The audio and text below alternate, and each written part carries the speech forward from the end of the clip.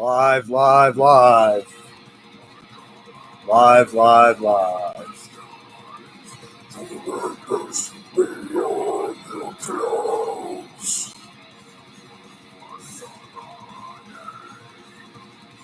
We are live.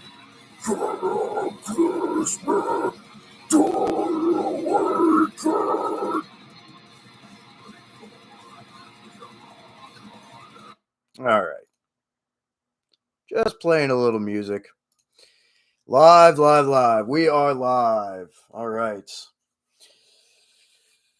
So a little bit of that music you heard. It's actually a track from one of the bands that I am in called Aposticum. That track is called Apocalypse Manifest, and that will be on the upcoming album. There is a single on Bandcamp right now, the demo version of the single, and that will be retracked for the album. We're getting into the studio soon. Next weekend, we have a show, and then after that, it is off to the races for the next like 2 months or so. Working on studio tracking and all that for the full-length album. That aside, 20-hour survival. Hey, what's up, brother? Bukovac. Hey, Foster. What's up, brother? Glad you could tune in. That aside, shirt of the day. Teth Nahash, another project I'm in. Selve has risen from the grave and is back active, and we're working on the second album that we never got to finish, and we got merch printed. So logo looks sick.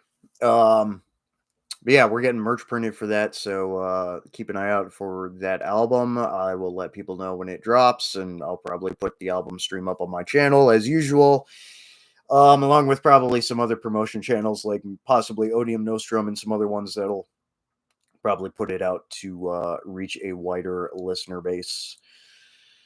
Hell yeah, rock on. Okay, so there's a couple people in here. Welcome. Say hey in the chat. Slow mode is on for me to be able to keep track of the chat, but also keep spam bops away. As always, with these Q&A live streams, first thing I'm going to do, there was a community post on my YouTube channel in the community section. There's a community post, so I'm going to answer those questions first, and then just shoot the breeze with everyone in the chat here, have discussions, answer questions, all that fun stuff. It is a general Q&A. Nothing is off the table. So anyone else new joining, welcome, welcome. Make some big size shirts for you. Oh, yeah. Yeah, we'll go up to, depending on the printer and stuff, but I know Excel has some good connections up to 4XL. Same with Aposticum too. We've got shirt sizes and all kinds, and those are for retail right now on that Bandcamp page as well for Aposticum. The Teth Nahash merch is not up yet, just because we're still kind of doing that. But this was one of the test print shirts, and it fits great, feels great, looks good. So that'll be going forward here soon. Yeah. Other than that, there's some other music news stuff. I'll get into that here in a little bit. I'm going to answer this community post questions first, and then just shoot the breeze with everyone. But to answer your question there, yeah, we got the big boy sizes. We got those for merch. So also Bukovac in the chat. Foster, that is the other half, my better half for the band Pythonism. And we have a Printify merch page as well. So if you just search Pythonism merch or Pythonism Printify, or go to the Pythonism Bandcamp page, there is a link to the merch retail as well for that, and you can get whatever shirt size you need there as well. So we've got a bunch of merch options, so check it out. All right, community post questions from ACR Protect 4476. Always great questions. I don't know if you're going to be tuning in here or not, but thanks for the questions. He says, first off, good evening. Evening. First, love the pick. So I put up basically a holiday greeting card wishing everyone a blessed Yule or Yule for the season here. So happy Yule to everyone. And with that, cracking open a 6% by volume amber ale, because it is happy hour now. Skål. Delicious. All right. Second, keep missing damn lives because I need work, need to remedy that. Yes, you do. ACR Protect. I know you work hard, man. All the best to you and your family out there. Questions. First one, what is your favorite holiday season meal? Ooh. Ooh, first off, man, holiday season meal. I mean, the like Thanksgiving and then Yule, Christmas, whatever holiday you celebrate here at the end of the year. It's good. It's that because it's pretty much the same, pretty much. I love stuffing. Stuffing is as a side dish is my jam, and then a nice roasted turkey, or I do Cornish hens a lot too. I like Cornish hen. Um, yeah, and then like like mashed potatoes, cheesy potatoes, whatever. That's such a good hearty meal, and just quintessential holiday time of the year meal.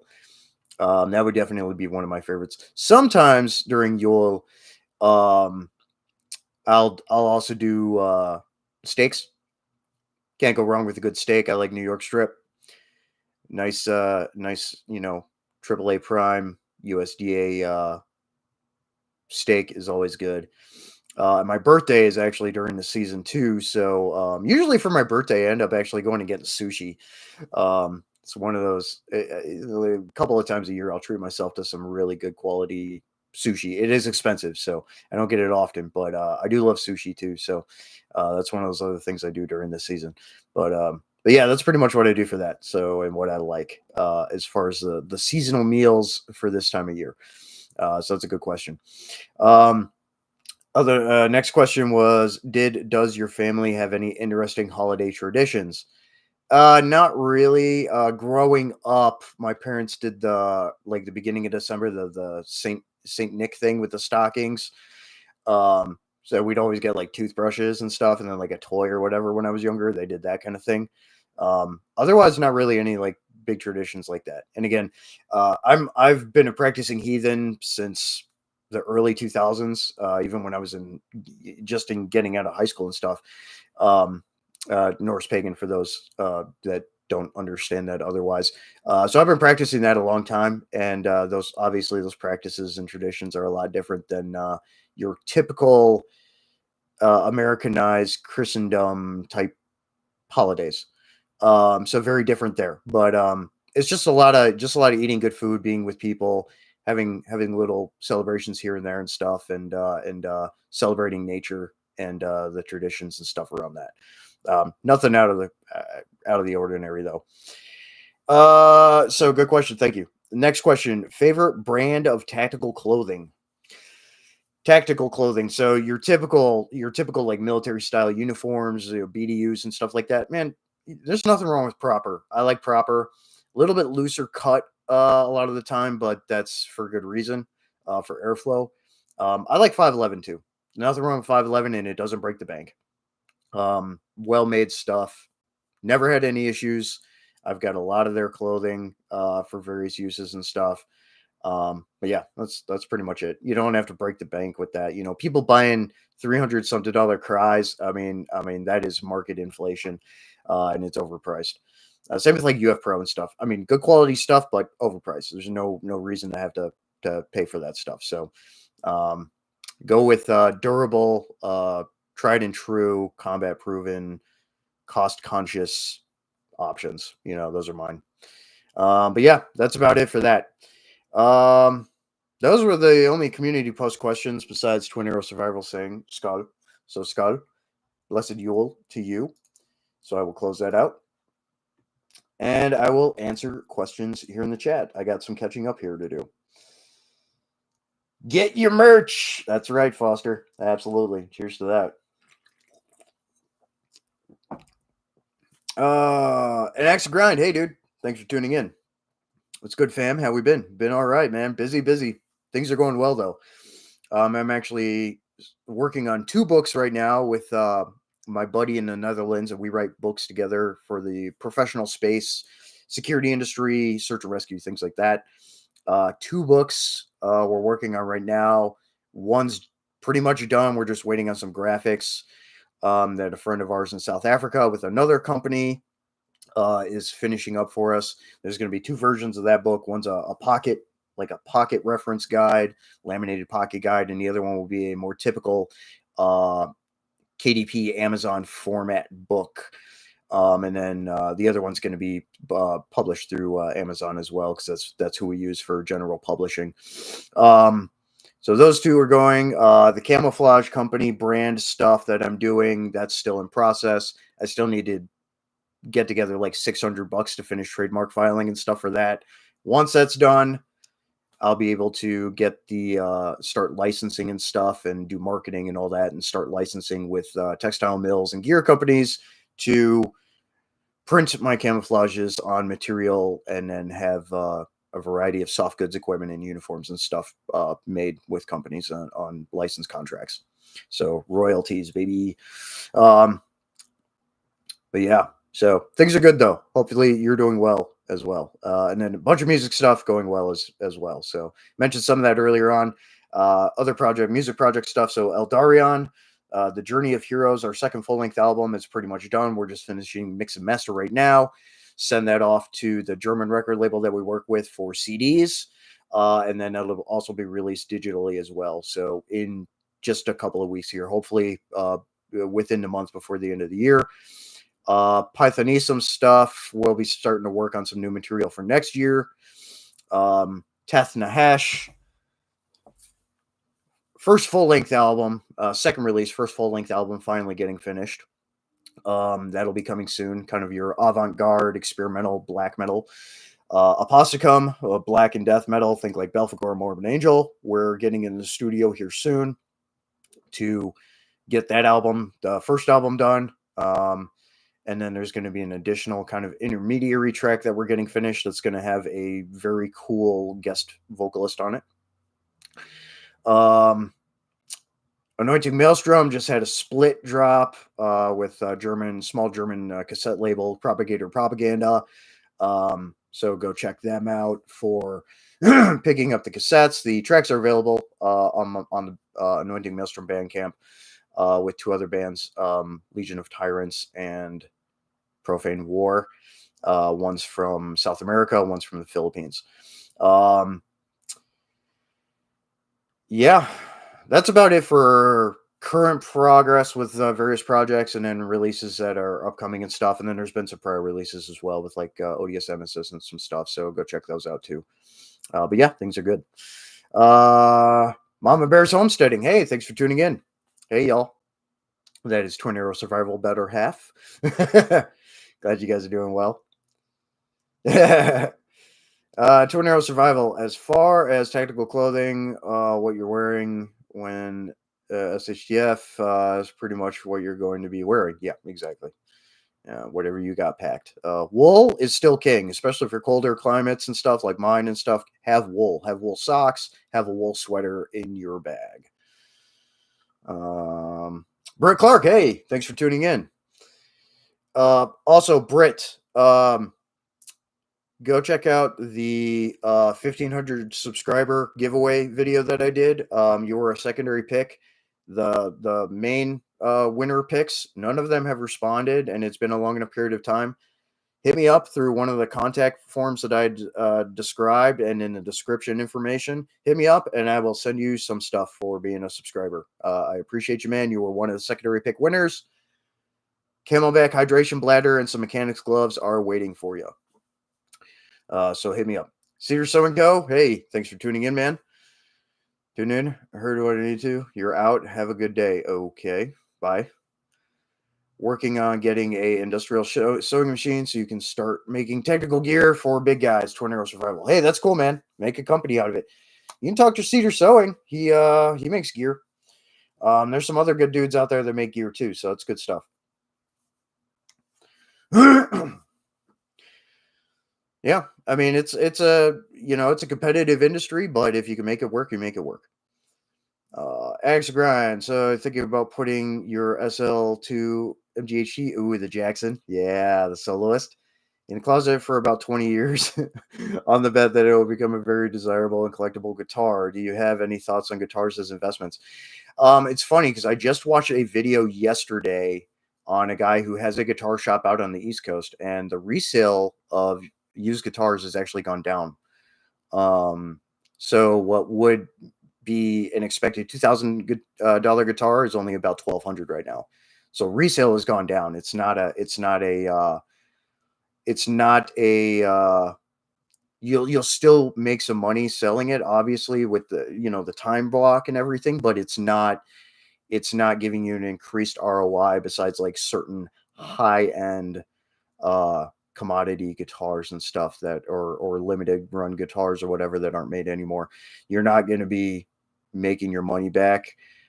If you break even, you break even, but that's the trend right now. It's you're not going to be making more back. Even my '01 Jackson, my DKMGT Dinky that I have, is still, it's only worth marginally more than what it was when I bought it. They've pretty much held their value at at the level. Um, so unless you have something crazy like a limited edition Sammy Star or something, um, and the solos are nice. I love the finish on that one that you have and stuff. You're not going to be making more on it in the long run at this point with what trends are and everything, unfortunately. So I don't buy instruments for investments. I buy them to play them and to do studio work and studio session work and be a musician playing live and things like that. So that's not really my bag. I know for a lot of people it is, but that's just the trends that I'm seeing right now, unfortunately. Mostly for you. Oh yeah, yeah, homemade gear. Nothing wrong with that. DIY sometimes is the best way to alleviate gaps and deficiencies that you see with gear or clothing or whatever that you have a need for. So yeah, there you go. 20 year olds, do you have any recommendations on a good sewing machine? Yeah, I use a Singer. Nothing wrong with them. Tried and true. If you want a more like industrial machine, there's other brands out there, but Singer also has some industrial brands. Um, no complaints with them with Singer machines. So they run, you know. Brick Clark, cool. Thanks. Yeah, thanks for being a subscriber, man. So hit me up and let me know, and yeah, I'll send those prizes out to you, man. 20-year-old's got a Vietnam era wool blanket for $2 from a guy at a thrift store yard sale. Wash it. Hopefully, there's no Agent Orange on it. No, that's cool, man. Hey, wool is king. You should have wool blankets in your home, one in your vehicle, and then like clothing wise, like yeah, have wool socks, a wool sweater, things like that. Like those really help you get through the cold seasons. Yes, cedar sewing, I agree. Home machine is the cheapest route. An extra grind. The Casino Guitars channel on YouTube is really interesting for insights on the contemporary markets. Sounds like brick and mortar guitar shops are really struggling. They are. They are. Even Guitar Center, even the big box stores are. The smaller mom and pop shops, they're all hurting right now. They have overstock of used product, used inventory, and it's not selling. And again, the value's gone down a little bit. So unfortunately, it's not the same trend as firearms. So yeah, that's what I'm seeing right now. So tornadoes, what's your favorite guitar? Oh, I'm a Jackson Dinky model guy. I've got a 2001, one of my first guitars. I still have a 2001 Dinky, Jackson Dinky DKMGT. That's when they were still Japanese and US made. I've got a Jackson 7-string Dinky, the JSCR, one of the lower end, but it's meant for live use and stuff. I have a bass, and that's an Ibanez Ergo. I think I might sell that one just because I don't play bass all that much. And it's a nice bass. But yeah, Jackson guitars are my bag. Those are my favorite guitars. I do like the ESP, like frontman Jake for Posicum. He's got I think it's an E2. Those play really nice. And then like your LTDs, which are basically Jacksons, Dinkies, or soloists, like they're basically the same guitars. Those all play nice. I like the way all those play. But yeah, those are my guitars of choice, or Jackson's first and foremost. Torneros. My grandfather was a poster for many years, and he used a singer from the '60s. It's so damn near any material nylon, whatever. So I'm looking for Facebook Marketplace. That's some pretty cheap Camo Fabric Depot. If you want brand new production raw sheet material, like 500 or 1,000 denier Cordura nylon and stuff, they have some of the best prices, like directly from a retailer that's part of a textile mill. Camo Fabric Depot. And that's going to be your highest quality stuff and all that. But yeah, I mean, just poke around. And with stitching, especially for nylon, you want to use your denim canvas specific needles, like size 16. Um, you could use size 18 as well, but size 16 is usually the best. That's what I use, and that's what I found through all the research for basically recommendations and everything. So for that thicker material and doubling up material and stuff, especially nylon and all that, that's what you want to use with a bonded or double bonded nylon thread. An X to grind. Sweetwater has really monopolized the market in a lot of ways. Yeah, I love Sweetwater. They're great. I order from them all the time. Especially, they're one of the only places that has my strings in stock most of the time. They get better rates because of the sheer volume that they move. That's true. And little guys can't compete. It's really sad, to be honest. An experience with Mayonis? No. No experience with that. I like Sweetwater. I love my mom and pop stores too, though. I've got a really good guitar shop kind of near me here called like Guitar Shop with Gittner's. Yeah, it's called Gittner's. They've got decent stock, but they like a lot more of the old retro stuff and all that. They've got a pretty solid acoustic selection and stuff too. A lot of used stuff, which nothing wrong with that. They've got LTDs, they've got Jacksons, they got all kinds of pedals and stuff. I'll go to them for some random things, but they usually don't have my strings in stock, so I go to Sweetwater for them. Sweetwater has that stuff in stock. I'm at DR strings exclusively. I use DR. So like DDTs or Dragon Skin or Black Beauties, which are color, basically high beam like coated black hand wound strings, the Black Beauties. But like Dragon Skins are good, and I use the DDTs for like my 7-string in the bass and stuff. They're solid. Best strings I've ever used. They hold up really well. Super strong. Torneros, that's why your skin was getting really cold. It's starting not feeling good. Get the Agent Orange in me. Maybe. Who knows, man?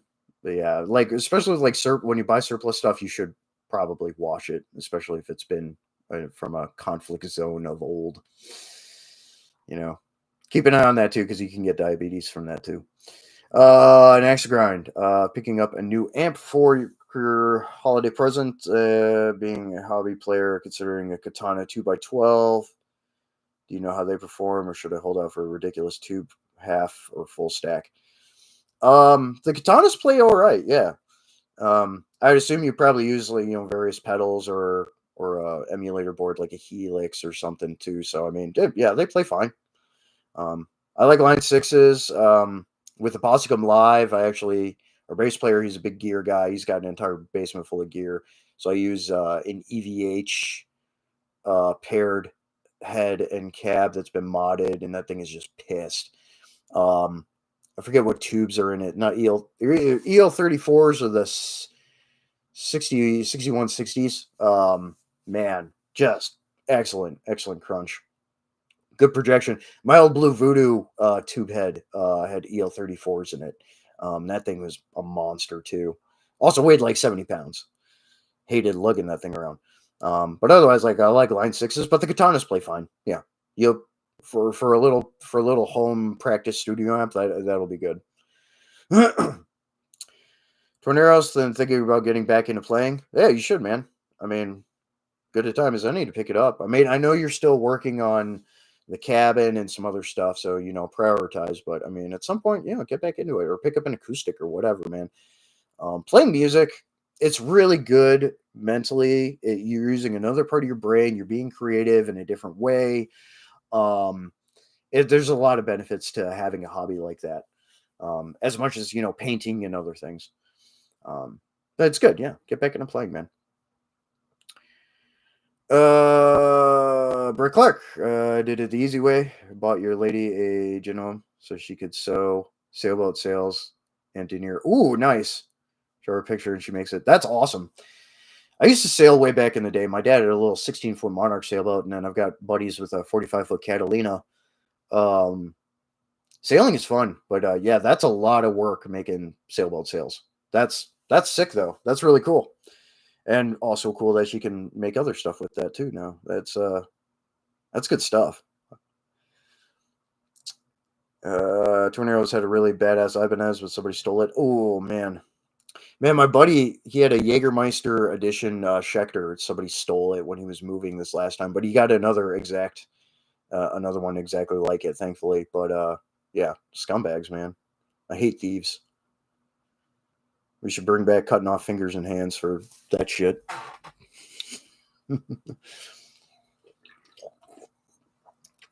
Next grind, ordered some neon orange DR for the SL2. Think it's gonna look beastly. Oh yeah, that'd be a cool combo of the orange and the OD green. Dude, that'll be sick. You have to make a video when you do that. I want to see what that looks like because that'll be cool, man. The new Brandon Ellis signature soloists, Jackson soloists, are really sick too. That crackle action they got going on is really cool looking. Turner House, definitely. Thanks for the info on the song. Oh yeah, absolutely. I had to figure it all out. Like when I built that prototype, like LBE rig, the risky rear condo rig. I just kind of learned it on the fly, figured it out. Um, the lady inherited a Singer machine from her mom, so I used it, and just figured out, okay, this is what I need to use for needles, for thread, and all that for stitching up this material. Yeah, washed it, made sure it was taken care of. Cool. Rick Clark, 34-foot Prout catamaran, built like a bat. Ooh, nice. Yeah, those are. I've only ever sailed on a catamaran once, but they're cool, man. Those are cool boats. Built like a battleship for sure. Yeah, those are nice. Dude, that's awesome. I ever come out your way, we'll have to go hit the water, man. That's cool. That's awesome. Sailing's fun. If I wouldn't have joined the army back in the day, I thought about the Navy because, like, I don't mind being on boats, like, but yeah, I do like being on land a little bit more. But yeah, no, it's a good time. Hey, Watertight, what's up, dude? Thanks for tuning in. Fire away with any questions or topics of discussion in the chat, man. I already answered community post questions and kind of gave music updates and all that stuff and everything. So just kind of shooting a breeze with everyone here now. So cheers.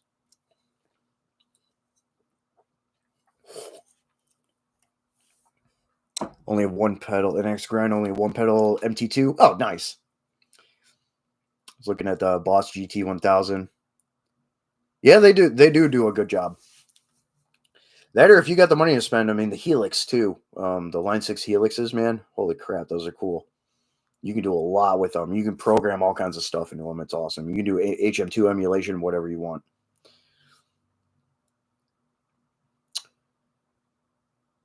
The Hawk Tua girl might go to jail for crypto fraud. Good. All the crypto's a scam, dude. We don't trust crypto. Way too volatile. That and you have so many scammers. So good. Get your comeuppance. Dad Prepper, hey, what's up, dude? Thanks for tuning in. Hope you had a happy Turkey Day. I did.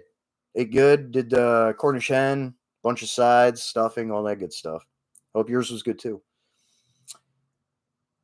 Bought a whole cheesecake and ate it by myself, dude. That's what's up.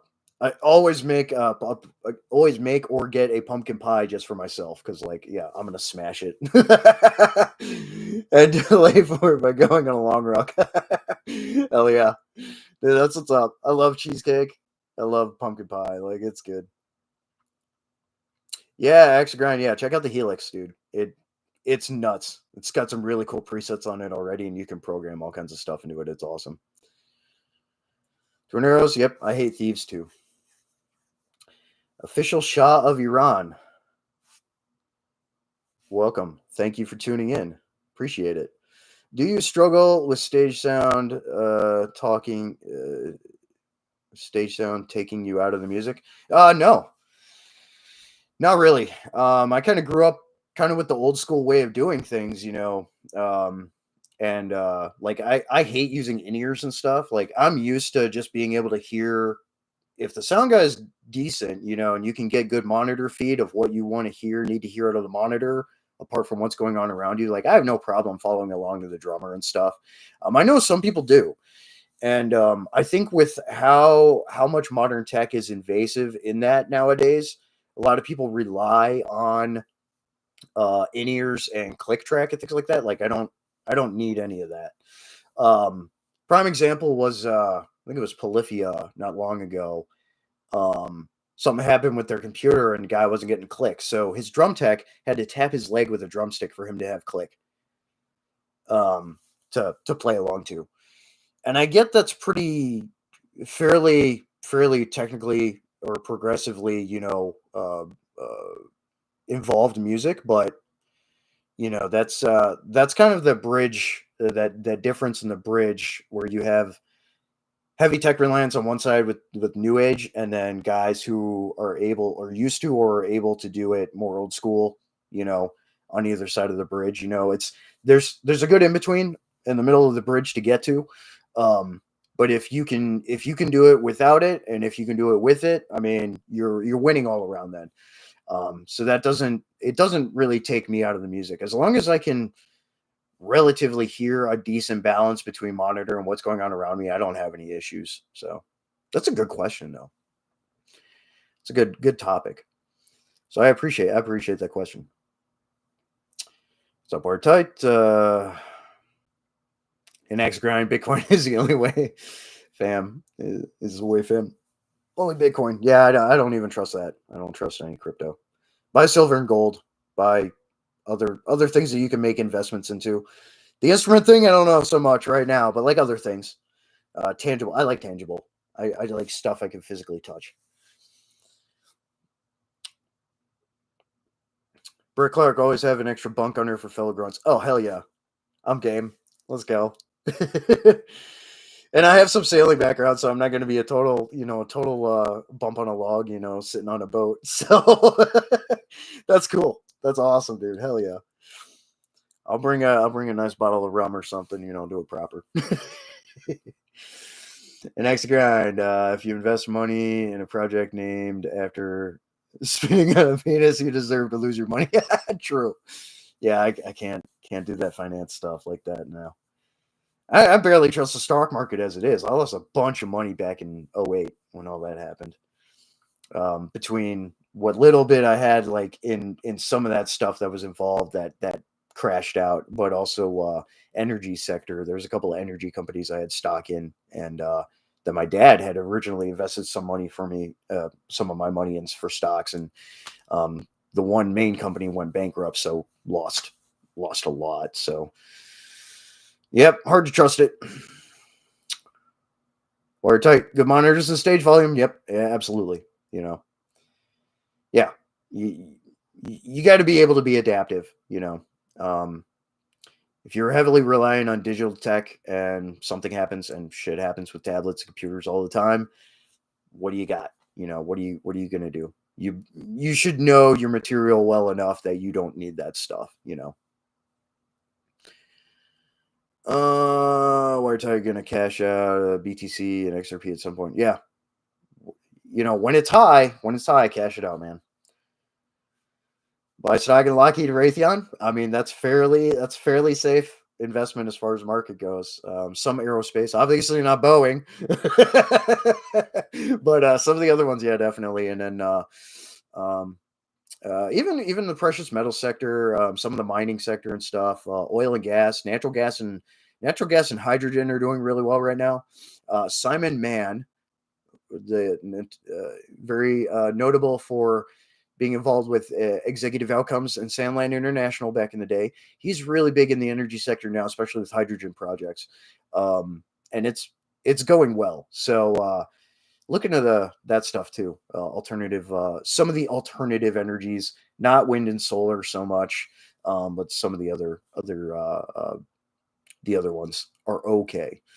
Um, yeah, buy stock in private security. I mean, some of those companies are worth putting money into because I mean, if they can hold contracts, um, and I've worked for some of them, and some are private hold that aren't on the market. Some are on the market. Amentum is on the market. Um, they're a pretty big conglomerate company, and there's a couple others too, apart from the aerospace companies and stuff. But they're fairly solid investments, even when it's not a wartime economy. It's true. So all kinds of range of topics and questions here. This is good. I enjoy this. This is good when it's diverse across the whole bit. So Boeing be like airplanes and shit. Yeah, exactly. Oh. Joe Morgan, hey dude, thanks for tuning in. Jesus Christ, it's been a day. I can imagine. I can imagine. Nice during the day here today. It was a nice balmy 20 degrees out. That's Fahrenheit, not Celsius. Fahrenheit, 20 Fahrenheit. And I think tonight it's supposed to get down to about 10 degrees or so. Wind chill's probably going to be right around 0. But a little bit warmer. I guess it's about on par, maybe slightly warmer than what it normally is this time of the year. Snow accumulation has been basically nothing, which is utterly disappointing. I've been waiting for snow. And it's all been to the east. All the people in like Erie and stuff on the east side of the Great Lakes getting slammed. I demand my snow back. Which reminds me, I need to do a video doing the winter camouflage configuration customization to that Nezumi chest rig I got. Retiring the Chicom rig, and I'm going to do that to the Nezumi rig.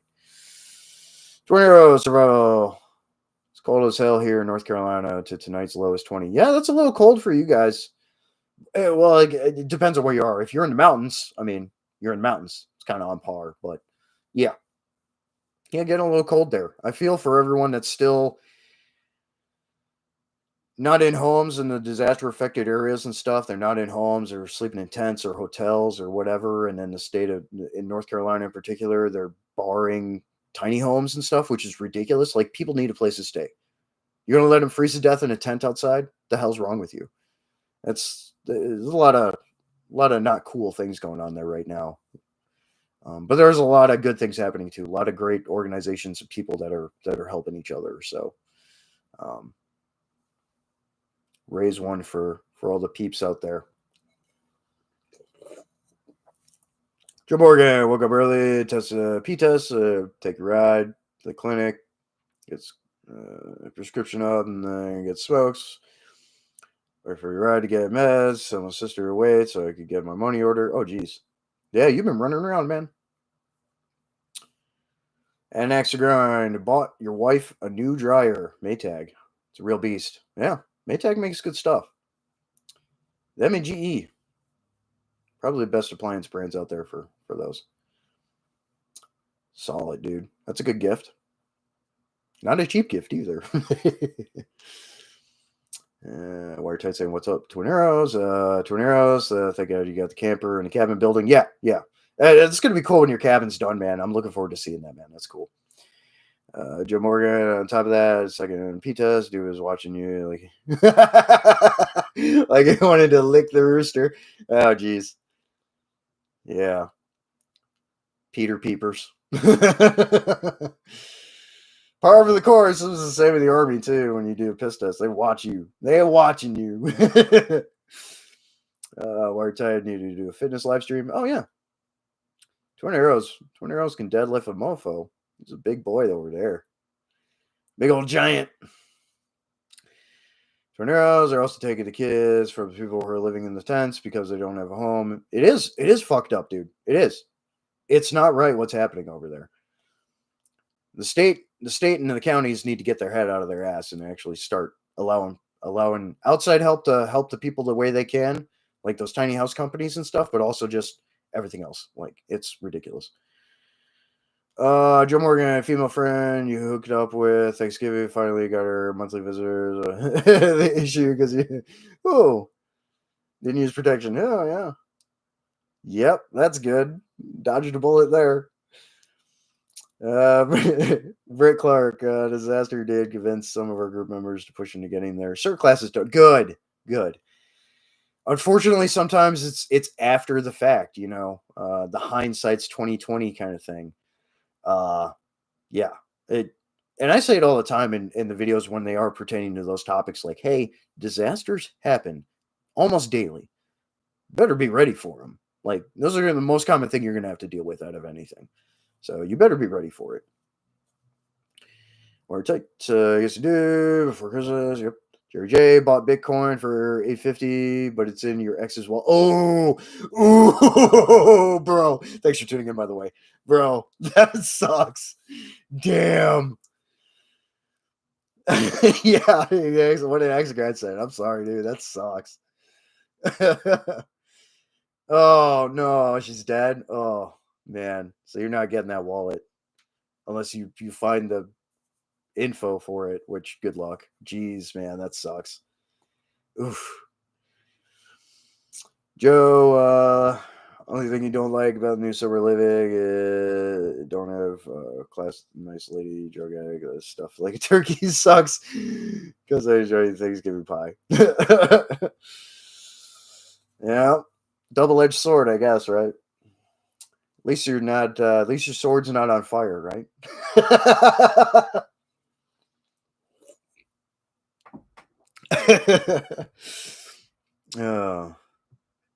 Britt Clark have about 8 certified down. Nice. Living in North Alabama. Be using it eventually. 2012 ripped us apart with tornadoes. Yep. Oh man, that outbreak was bad. That was bad. Yeah. Hindsight's 2020, right? I mean, we get tornadoes up here too. I mean, and I've lived in Tornado Alley before. I've lived in Texas and Iowa and stuff, and in the past, and yeah, you gotta be ready for it. Both in your immediate response and then coordinated disaster response, and then rescue, recovery, cleanup, all that stuff. I've been down to Dauphin Island, Alabama before. That's a great spot to vacation. Well, the island itself, half the island itself is basically underwater now, but I stayed in some of those stilted houses out on the sandbar part of the island before. Excellent food down there. It was an enjoyable spot to go relax at. Dauphin Island is cool. Next guy retracted something. Joe Morgan. She's sick with the coof. Oh, so there will be no more Halloween until she feels better. Disappointing because that's the only thing I enjoyed about drug class. The little things, the silver linings.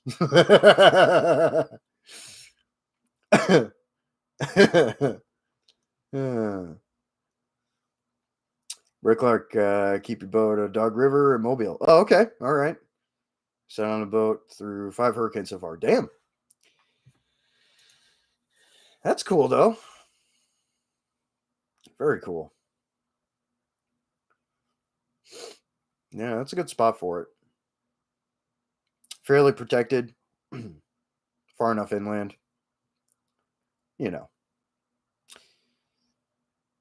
Rebel Spirit Operations. Oh, shit, one sec. Let me get on my phone. Yeah. Thanks for tuning in, man. Appreciate you.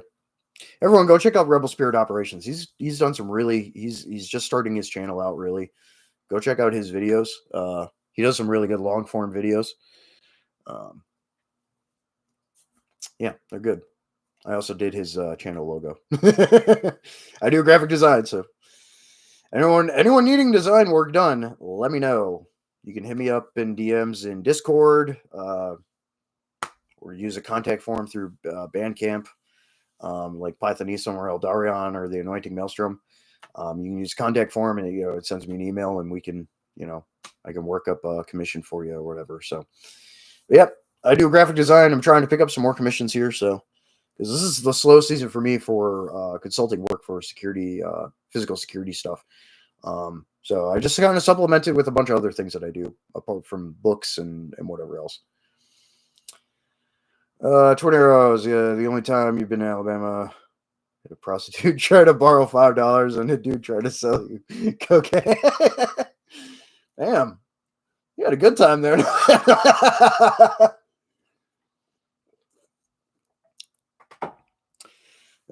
Joe.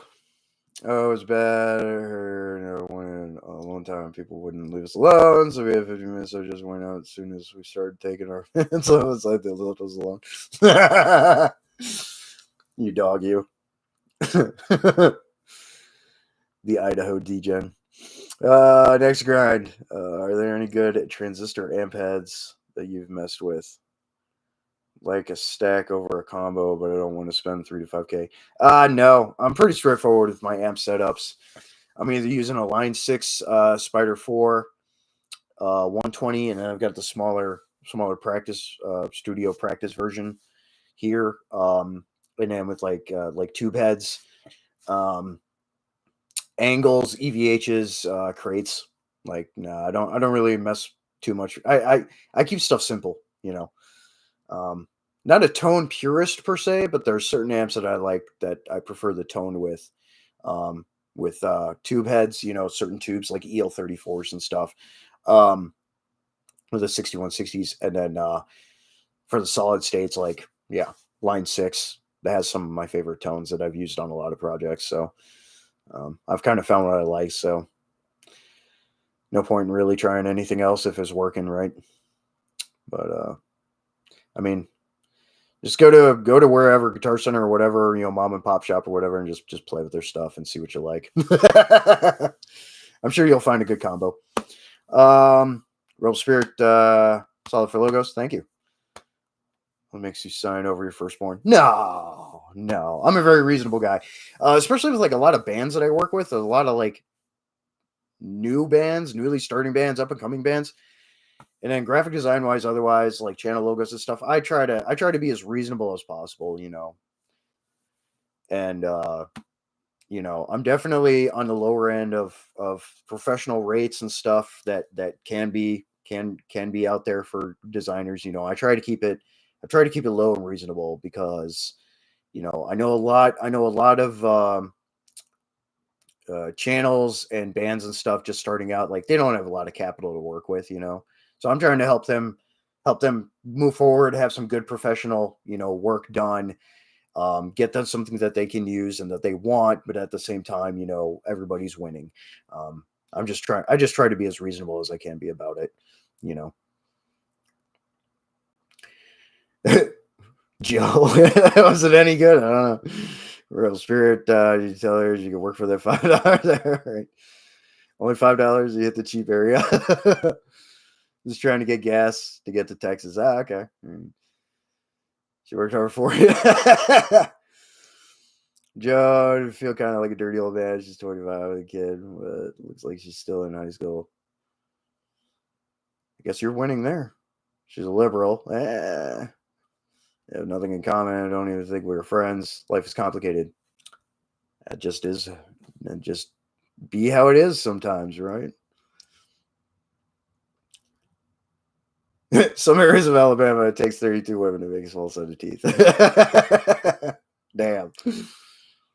I should work really fine. Very reasonable. That's 100%. Yeah, exactly. Rebel Spirit. You know, I gotta stay reasonable and grounded about it. You know, there's a lot of amazing designers out there and stuff. Some of my favorites for the music scene, you know, like Moonroot, who I'm a friend with and stuff. His rates are higher than mine, but he makes really, really, really cool logos and really good quality stuff. Yeah, I mean, you run the gamut, but yeah, I just try to be sensible about it. Nope, Joe. Jerry J visited Pershing Square Capitol once. They have a nice view from the office. Oh, nice. Yeah. Wire type PV 5150. Hey, 5150s, man. Yeah. Solid amps. 5150 slut. Yeah, dude. 5150s are solid, man. Yeah, the EV. I played EVH 5150 with the Aposticum project. It's our bass player John's. It's his rig. He's got a bunch of rigs. So I just use like some of his gear and stuff because they use tube heads, and I don't have a tube head anymore. I sold my Blue Voodoo. Um, and the Line 6, as much as I love it, that's not the tone that they wanted. So I was like, okay, let's figure it out. I like these. Dude had one, so it worked. And then they offered, they offered another one, and that one played nice, but the EVH 5150 sounded better that he brought over. And it's pissed as hell. I love it. It's cool. Fisher Shaw. I tried the whole FR thing, but the XFX sounds best through 2 power and guitar cabs. Got to push the air old fashioned way. Absolutely. With solid state combos, I like Line 6s paired with like Fender, like 412s, or even like a Savage, or Vader cab. Vader cab would be cool. Like all those, yeah, good pairings, and yeah, you gotta move the air. That's why when I record like some of my projects, like ODSM Assist or the Anointing Maelstrom or whatever. I still mic the amp. I don't do dry feed or direct feed, or do it in tandem, but you do, like, there's that organic qualitative aspect of a miking an amp. And then for live setups, having a mic in front of the amp and the cab and stuff. There's something about it. It's just better. It is. I agree. Joe Morgan blows. Coke isn't your jam. Speedball. Ugh. Yikes. There were people saying what up to each other. Nice. Twin arrows. Stay away from the hardship. Yep. Rebel Spirit, you like mine? Got a few comments on it with my videos, so others seem to dig it too. Hell yeah, cool, awesome. And by the way, again, great videos, man.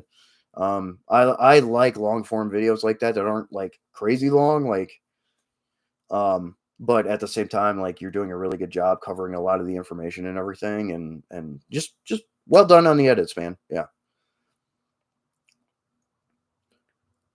Jerry J, there's only one guy. There's only one guy who can cook in New York. Jeez. Morgan went to live a political prisoner of the war on drugs since late June until they get Social Security insurance. Have to be sober to keep a house. Well, good. You should stay sober anyway, man. Keep moving forward, bro. One step at a time. Rope Spirit, trying to figure out a way to tell my wife about a Night Force AC Actar 4-16. Maybe needing some of DJ's private security. Oh, that's funny. That's funny. I mean, there were more expensive optics out there, but you definitely spent the big bucks on that one. It's your money, right? It's your money. It is what it is. Tornadoes, sober's best way. Blah, blah, blah. Drink beer. Cheers, by the way. 6% amber ale from Greens. It is a gluten-free beer because I am gluten-free, not by choice. I'll get into that whole bit here. And that's a nice thing. Tornado's a nice thing about running a YouTube channel. You don't have to have any money investment per se. So, next grind, really falling in love with natural finish guitars. Ooh, yeah, exotic woods and whatnot. Wish Jackson offered more natural options. Custom shop. It's not the roots, but some snakewood or dark walnut would be tits. Ooh, yeah. Or like some even like a cypress inlay or something. Oh, that would look good. That would be tits. That would look good. Joe Morgan, yeah, finally got monetized 6 months ago. Just now reached payout, and you had to file a buttload of papers, and YouTube takes half the money. Yeah, they do.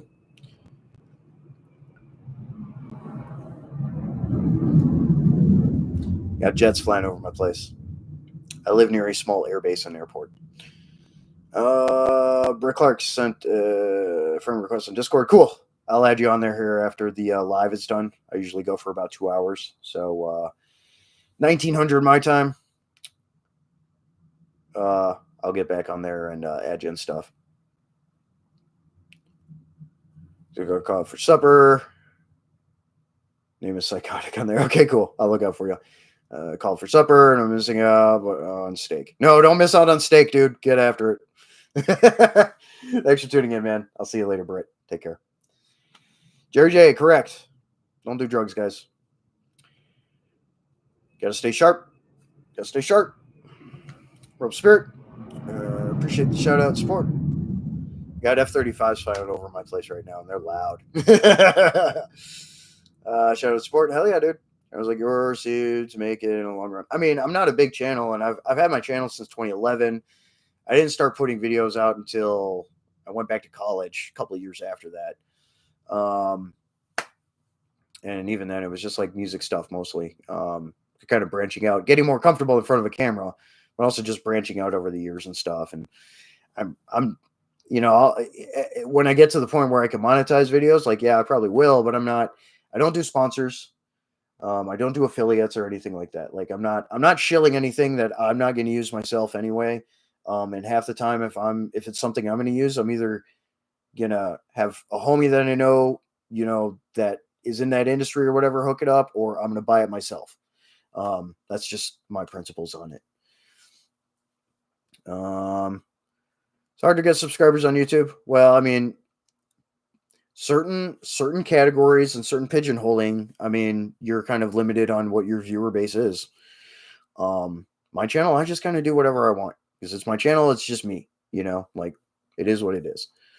But if you keep yourself pigeonholed into one kind of category, you're only going to be catering to certain types of communities and viewer bases. So just kind of is what it is, unfortunately. That's why you see like general vloggers and stuff get a lot more viewers than even the largest subscriber count tactical channels will ever get, because it caters to a larger audience. That's all. Rebel Spirit, have you developed any new color patterns or anything for my camouflage line? So that last one I did was like an augmented autumn woodland kind of thing. So in total, I have 8 or 9 patterns ready to go for print. So I just need to focus on finishing the trademark stuff and everything, and then all of the marketing and everything and all that stuff, and then licensing with printers and gear companies and stuff. Like that's the next steps in that process. I don't need to design any more patterns. I have the patterns that are effectively applied for basically every region across the planet, and seasonal applications and everything. So I've got everything ready to go. I just need to finish the other stuff and then off to the races. So Joe Morgan told the counselor to stay sober until pretty drunk head goes to shoot speedballs and sit over your face. Maybe tripping over your cane, getting your pants off. You're a wild boy, Joe. You're a wild boy. We love you.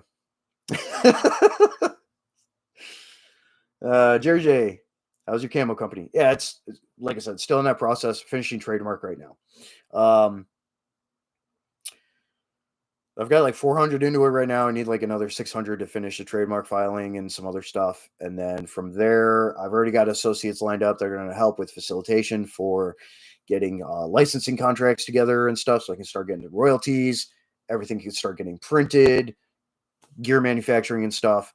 Probably going to have a DoD contract apart from working with the wide range of various soft goods and uniform companies for the general consumer sector as well. US and Europe only for the time being. Just because I don't need the Chinese stealing anything. But yeah, that's where I'm at. So with the camouflage company stuff. So yep. We're getting there. We're getting there. I'm doing everything out of pocket, as far as the brand side goes and everything. I'm not doing any manufacturing or retail. It's all going to be licensing and contracts and everything. So Rebel Spirit, I would disagree, but if it's your bag, it's your bag. Nope. Next grind, I'll throw up a vid when your amp and orange strings come in. Hell yeah, dude. Cannot wait. I'm looking forward to seeing that. That'll be cool, man. Jerry J, except ketamine. That is a good therapy chemical. It's a regulated, substance. Can be professionally, distributed and everything. It's a good therapy. It's a good therapy drug. Rob Spirit, got a comfortable on camera is stupid hard. Yes, it is. It is. Take a lot of time. I didn't think it was going to be as difficult for me as it was for the several years starting out. Especially because I'm used to playing on stage and live and things like that. But I was still more used to being behind the camera instead of in front of it. So it did take a little time to get used to it. So yes. Dadgo Mufftup, hey, thanks for tuning in. What up, lurking? Lurk away, man. Ask any questions. Topics of discussion in the chat here. Fire away, man. Still got an hour in the live stream here, so let loose. Muffin in the house. Anyone else new joining? Welcome. Say hey in the chat. Ask a question. Bring up topic of discussion. Not really anything off the table, so it's good. Been having really good interaction the last couple live streams, monthly live streams. So this is good. I appreciate all the wide range of topics and questions and discussion and everything, and and all that. So there's been a lot of really good stuff. So.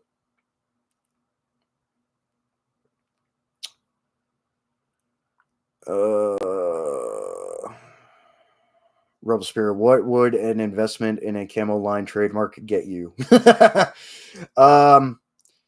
Well, at some point in some projected time frame, paid back what you paid into it. I'm not asking for any. I'm not doing a Kickstarter asking for any donors or anything, though. I don't like owing people, but if per se you were to, for whatever reason, you would get you get your money back in a fairly timely fashion, and then I'd probably send you some material or whatever. I don't know. I haven't thought about that or worried about it because I'm doing my thing. Doing it all myself out of pocket. So just the way I want to do it. Keep costs as low as possible and not have to worry about a lot of extra red tape or whatever. So. Take them off the top, man, on the spot. No, I'm not trying to put you on the spot. Take your time. Slow mode's on anyway. Any hunting or fishing trips coming? Nope. Centerfire rifle season just ended for us for deer.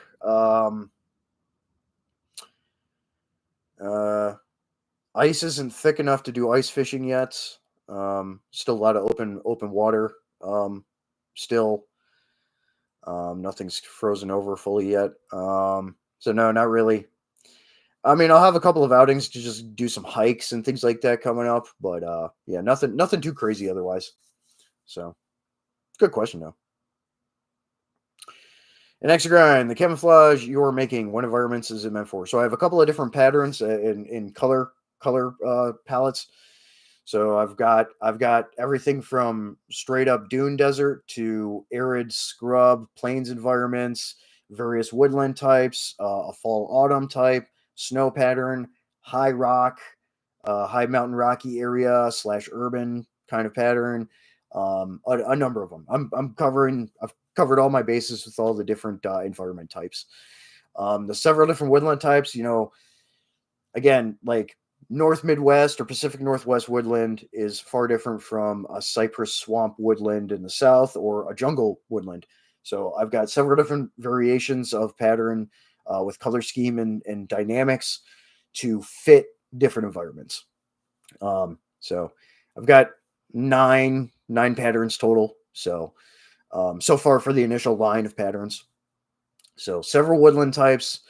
A straight up desert type, a Rocky Mountain type, plain scrub.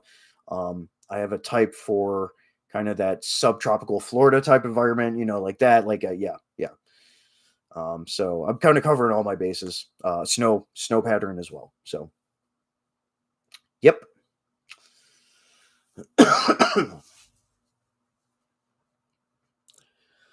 Got them all covered.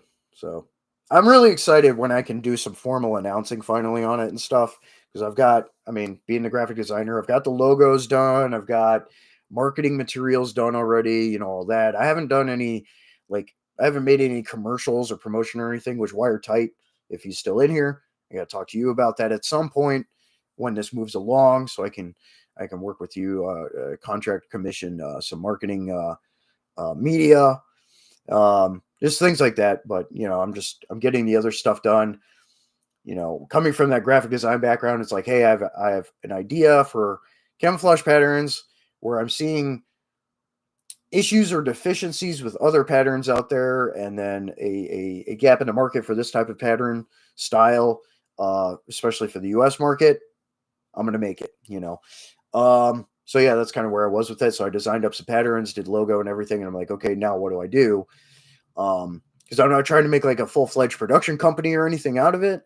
So I'm doing sole proprietorship, trademarking, as a sole individual and stuff, keeping it simple, and then working with associates to do all the licensing and contracts and stuff with the textile mills and the various soft goods, gear, and uniform manufacturers and stuff. So that's where that's going. So it's a process, but all of this upfront investment that'll be for finishing trademark and then getting more test samples for additional marketing, media production, and things like that, and stuff like that. Those will be initial investments, and then after that, it's all royalty, licensing, contract royalties, income after that. So just in general, just end user camouflage options, military uniforms, just general soft goods equipment, chest rigs, plate carriers, ponchos, whatever, all that kind of stuff.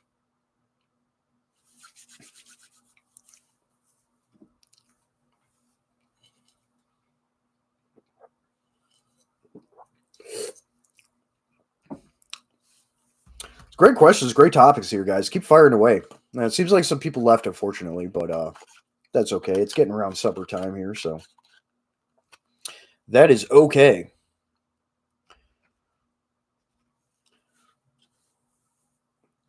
Anyone else? Fire away. Questions, topics. Keep them coming. We've already burned over an hour into this now, which is awesome. So check. Yep, still working.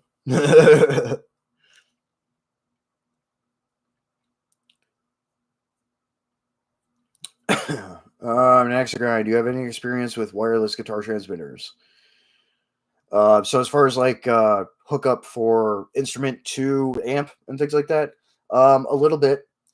I've used the Shure wireless for bass and guitar before. They work pretty well, so no real issues with them. That stuff anymore nowadays is stable. You just got to make sure you're changing the batteries regularly or whatever.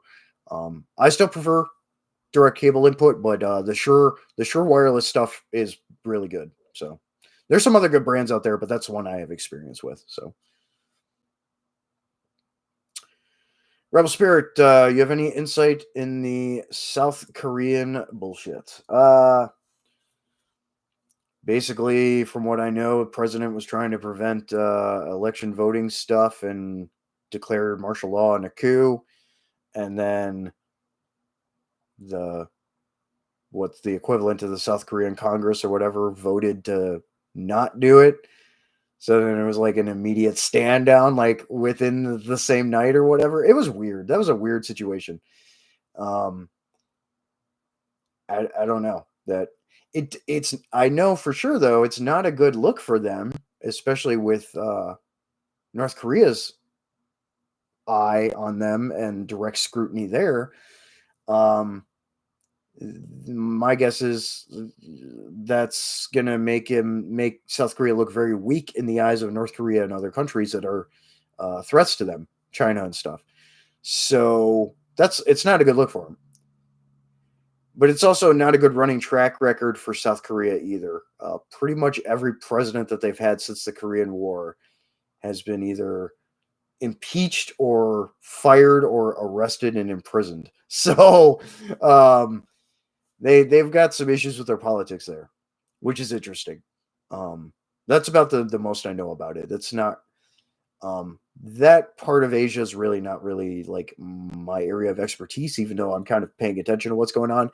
That's about all I know about it.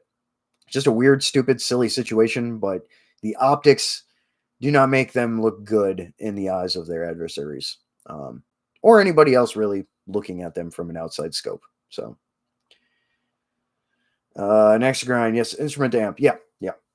The Shure stuff is good. Again, there's some other brands out there that are really solid. My fellow bandmates in Aposticum are gear nerds to the max, and I love them to death for it because they really know their stuff. Those guys rattle off stuff all the time. I don't know. At some point, I'll talk to them about that, and I'll throw some more, I guess, brands out there your way that are good. You know. Yeah, Rebel Spirit. Yeah, it is funny, but it's just like what the hell? The hell is going on? You know, this is weird. Just a weird situation.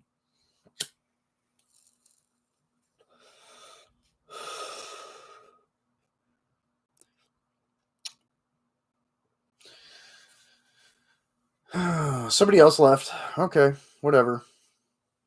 I only average about, I think the most I've ever had in here at one time is like 12 people. So it's like, whatever, you know, it is what it is. I'm not a big channel. I don't care. I'm glad when people do come by and I appreciate them coming by, but, you know, it is what it is. I'm not expecting a million viewers or anything. So at least my camera works and I have a good quality microphone, you know. Yeah, Rebel Spirit, it's all for fun. Yeah, exactly. You know, it's like I'm not banking on YouTube being a career, you know. That's just not my thing. I've got multiple other things that I'm making a career out of. I'm a published author. I've got the camouflage stuff going on. I've still got a job subcontracting to several security companies. The music stuff, musician, songwriter, all that. Like, I got enough on my plate. I'm not trying to make YouTube a job, you know. Extra grind streams are actually cozy and chill. The fact that you respond to your audience is great. Oh, appreciate it, bro. Yeah, I mean, it, the community here, the subscriber base, like friends and everyone here, like it's a really good group of people, you know. And yeah, I mean, you know, it's all homies, you know, for the most part. Um, I noticed, you know, I looked at my subscriber list the other day, especially after I did that giveaway announcement video and stuff. Like, I've got subscribers that have never interacted with me at all, you know, but they're subscribed and they watch, and I'm very appreciative of that too. But like, the people that do that are proactive and interactive stuff, like it's awesome. Um, you know, you're all homies in here. You're all friends. So you know, like yeah, no, I just dudes being bros. You know, just hanging out, talking. You know, fucking having a good time. You know, I'm always glad and appreciative when other people bring me on for live streams and all that stuff too. Like I enjoy doing those and having good discussions and just hanging out with people, and you know, it's a good time. It's a good time. You know, and you know, I try my best, and I know a lot of people do, especially in this good group of people. I try my best to make time for people, you know, to make time for friends and all that, you know. Sometimes life gets busy, undeniable, but like, you know, you always got to try and make time for family and friends, you know, um, because you don't know what you got until it's gone, right? You know, but otherwise, just like you know, I just really appreciate having just good people around, you know. Rebel Spirit, like being able to recognize people's names instead of an endless stream of random names and numbers. Yeah, that's the thing. You know, little personality, little character, little personable element to it. Absolutely, 100%.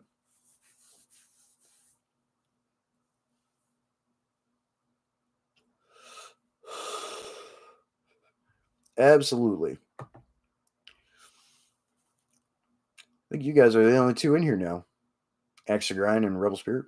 I don't know where everyone else went, but okay.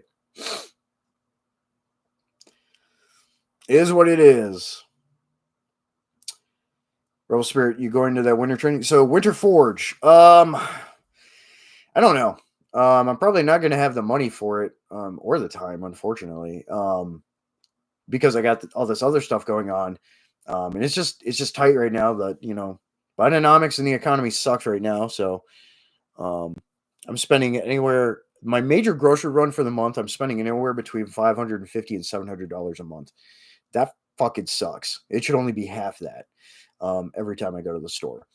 So that hurts. That sucks. But on top of it, like just time and money otherwise. Um, and if I were to go to Winter Forge again, I would only go for the FTX. I wouldn't go for the full period, which I can do because I'm a prior attendee. Because I talked to Brent0331 about that too. He asked, and I would like to, but money and time on top of it, unfortunately, I don't think I'm going to be able to make it. But I would like to. Um, for me, one way to get to the One Shepherd Institute Training Center where Winter Forge is held by SNS Training Solutions, it's about a almost 9.5 hour drive one way for me.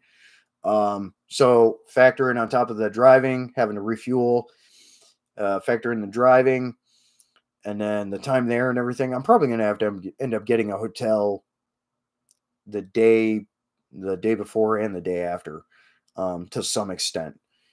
I could drive it all the way through, but last time I did that, I was sucking because I went down for the work party to get a discount on it the first time I went, and I was sucking. I was sucking that whole day. I got work done. Work party was great, but that hurt. That sucked. So it's like you got to really time it out, especially when you're coming from a long way away. But if you're local, go to it, man. Take the course. It's good. Um,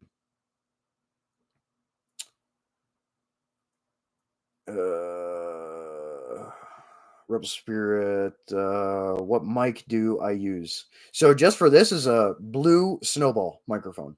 That's what I use for live streams, podcast, all that, the Q&As and all that. As a vocalist, I use a Shure SM58. It's a workhorse mic, tried and true. Nothing wrong with it. But yeah, for this, a blue Snowball mic. They're like, I think $60, maybe. Might be on sale right now with the cyber deals going on. So Best Buy has them, whatever. Check them out. Blue Snowball. Rebel Spirit, right. I'm just trying to make it and hope that within a year things come down. Yeah, for sure. It's good training though, and SNS Training Solutions, Cole and Parker, and then the guys that they have helping them out, like really good group of dudes. And they're, I've talked to you about that. They're local to your area. Really good dudes though. But it's good training. It's a good time. You meet some really good people and make some good connections too. So, and I believe Brent will be there as well. So if you go, you'll meet Brent0331. Next grind, just pulled some top sirloin off the cast iron. Ooh, blue rare, nice. Best way to cook lean steak. Gonna drizzle it with some black garlic sauce from Jersey Barn Fire. Ooh, nice. I do the Jack Daniels number 7 steak seasoning. That stuff is crack, dude. It is so good. I love that stuff. I put it on like when I do sometimes when I do like potatoes or grilled vegetables or whatever, or pan-seared vegetables, I'll throw it on there too. It's so good. I keep it fairly simple with a steak, but that sounds freaking delicious. Black garlic sauce from Jersey Bonfire. I'm gonna have to pick up some of that sauce. That sounds delicious. Jersey Bonfire, it will change your life. Yeah. Oh, I'm always down. I'm a foodie, man. I'm always down to check out some good quality sauces and seasonings, man. Hell yeah. I'll have to grab some. Jersey Bonfire. I ain't gonna forget that. Plus, if I do, I can just go back to this live stream and replay and be like, what was it? Nah. That sounds good though. Sounds like something I would put on maybe if I were like pan-searing some like asparagus or something too. It'd probably be really good on that too. Hell yeah.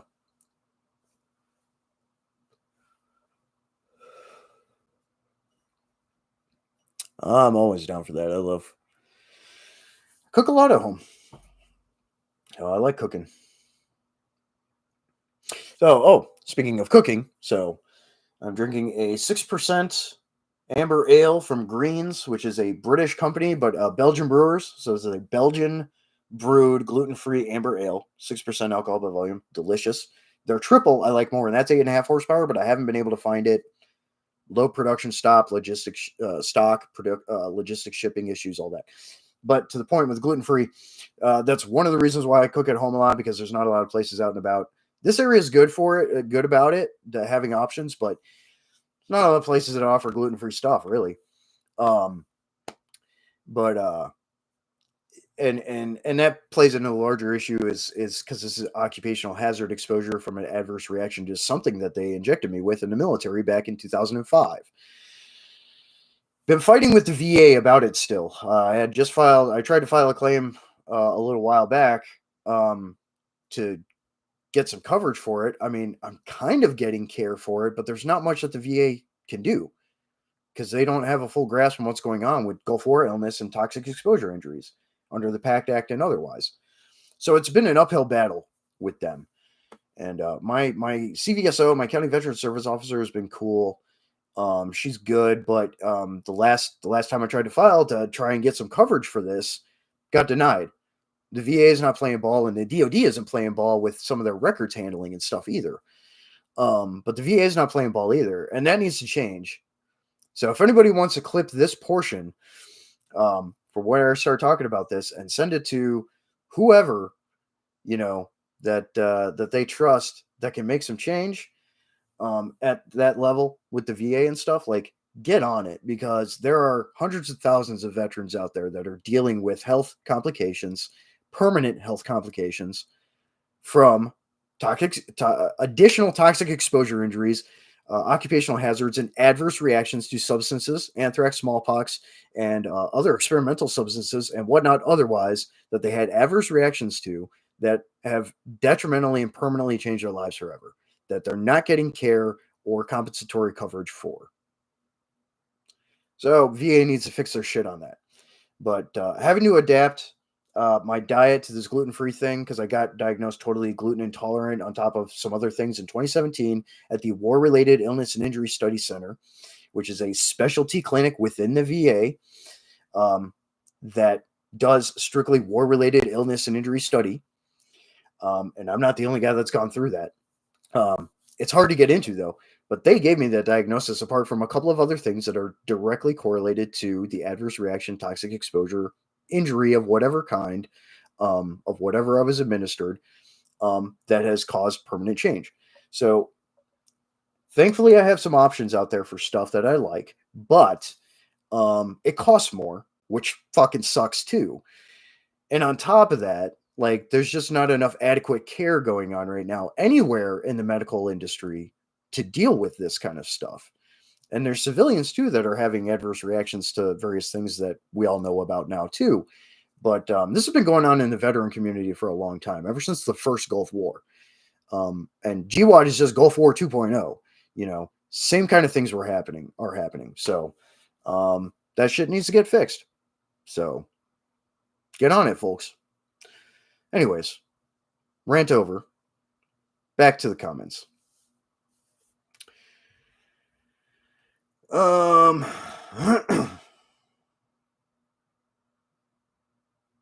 Real Spirit, I have to cook a lot being gluten-free. Yep, I do.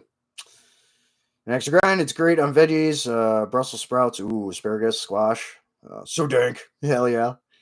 Also look at strawberry scorpion and Indian summer. Ooh, strawberry scorpion. I like the name of that.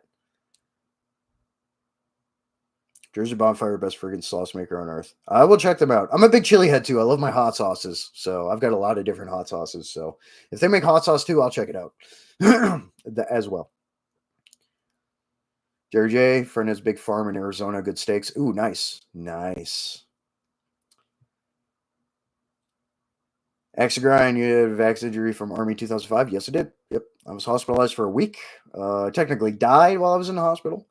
And ever since then, I've had health issues. And then finally in 2017, VA got me, my GI specialist got me into the War-Related Illness and Injury Study Center, the RISC, to have the week of testing done.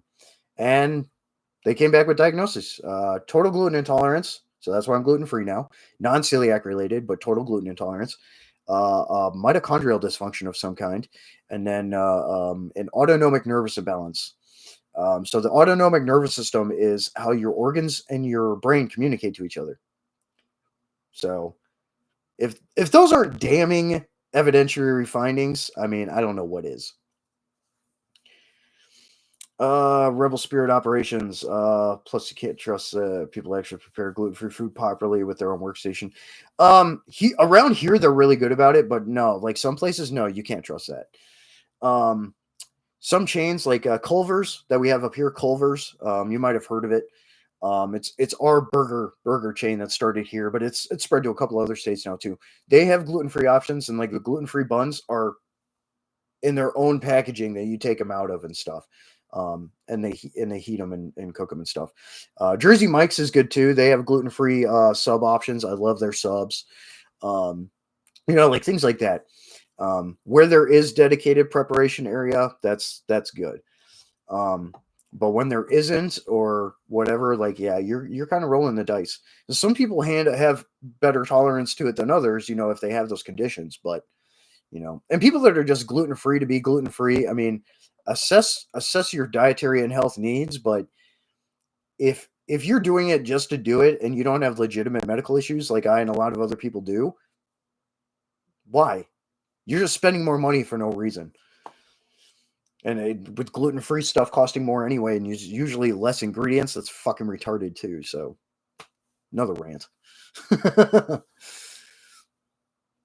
Next grind, VA is the worst. I mean, mine here that I go to is in the top 10 best in the country, but there's a lot of issues. There are. People they're outsourcing to QTC Leidos, also awful. Yeah, not a fan of them. Had to telehealth CMP exam. And the doc was drinking wine. Oh Jesus Christ! Filed 3 reports and nothing came of it. Dirty rats.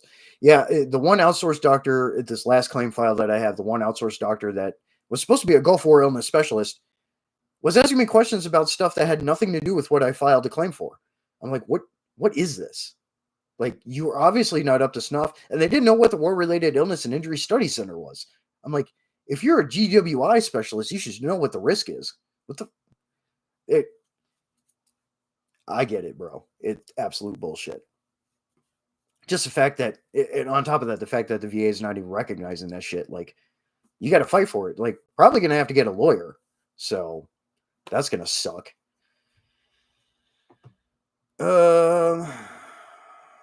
Yeah, Exocrine. Knew 8 dudes that came down with cancer before I was 30. Toxic exposures, no joke. Facts. And it's across the board. It's not just airborne hazards. It's not just being exposed to, oh, hey, you painted stealth bombers and that cyanoacrylate or that cyano-based paint fucking causes cancer. It's not just those things. It's a number of other things. The Camp Lejeune stuff, the adverse reactions and toxic exposures to all that stuff that they were pumping in us, hundreds of thousands of veterans. I mean, it's damning. It's jacked up. Yeah, so, and my cousin, he was a Black Hawk crew chief. He had cancer. I think he had one of his kidneys removed, if I'm not mistaken. Lucky I haven't gotten cancer or anything. I mean, same with other dudes. Messed up. Absolutely messed up. They need to get their shit together. They need to do right. All right. Rebel Spirit, BRB work. Yeah. Oh, you're at work? Jeez. An extra grind. Do you remember what vaccine was? No. My guess is, because again, DOD is not playing ball either. They were playing fuck games with everyone's medical records back then too. It was either anthrax. I don't think it was smallpox, because I was at a TMC. I'd gone in for getting some Motrin for a migraine. And I got pulled aside in this room and I was given an injection. So it was probably either anthrax or something experimental or something, but DOD, and there's news exposés out there exposing what the DOD was doing, messing with people's records too. But I don't know what it was. For sure. That's what my guess is though. Yeah, fucked up, dude. But like the hospital visit, everything, that's all in my records. Like the evidence is there, but DoD wasn't playing ball. They were playing fuck games, pulling the CYA and whatever else they were doing, like cover your ass or whatever. And then the VA is not playing ball either. So hundreds of thousands of veterans are not getting the care that they actually need to get treatment and get better. You know, what was the after the diagnosis in 2017 for me? What was the treatment? Switch to a gluten-free diet and take vitamins. That's what they've got. That's not adequate. Like, and my GI specialist, she's a rock star, awesome. You know, my primary care doctor at the VA is awesome. Again, I'm going to the ones that's in the top 10 best VAs in the country, but that's not solving the problem. You know, the continual band-aiding over, you know, what the real issues are, that's typical for the medical industry, and it's not conducive to actually like getting anywhere. You know, Jerry J, you would be dead. Yeah, I mean, dude, it's messed up. It's messed up. Extra grind, that's serious injury, bro. Yeah, it is. Were you in basic when they gave it to you, or were you at your unit? So no, I was still in OSIT. Yeah, I was in infantry school when that happened, and I spent a week in a hospital. What doesn't kill you makes you stronger. I mean, in some ways, yeah. I mean, definitely resolve. You become very aware of your body too when you've got all these things going on. You're very aware of your body and everything that's going on. I don't like being on this diet though, you know, but having to switch to it because, again, totally gluten intolerant now as a diagnosis. And it makes sense. Because like before the diagnosis, I was going to the hospital every once in a while, like puking blood and stuff. And like, I was losing weight. Couldn't keep weight on and like all that stuff. I've been able to gain weight now and stuff, but like, I'm still having issues, you know, those are never going to go away because those are permanent injuries, you know, to my digestive system. And then the other stuff that's going on too, like those are permanent injuries unless they actually develop a way to be able to help hundreds of thousands of veterans that are dealing with the same issues. Because I guarantee a lot of people are dealing with the same issues.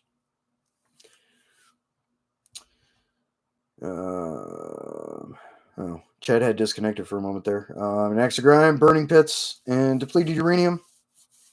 Hit our guys hardest. Yep, that's part of it too. Those part of it too. But and that's what the PACT Act now that they have covers a lot of that. But it also says occupational hazards as another one of their criteria. Other occupational hazards. Adverse reactions to what ends up being a toxic substance that they inject into your body, that's an occupational hazard. So it should be covered under the PACT Act, but the VA is not playing ball. That's what I was getting at earlier. It's messed up. Yeah, Jerry, one guy from a unit got leukemia. I know a bunch of dudes that got cancer too, and apart from my cousin who was in. Yeah. It's messed up, dude. An axe to grind got into the hearing plug lawsuits, and law firm couldn't locate any hearing records from your time in service. Like they deleted them or something. No audiograms in my military records at all. WTF. What the fuck indeed. Yeah, that's what I'm saying.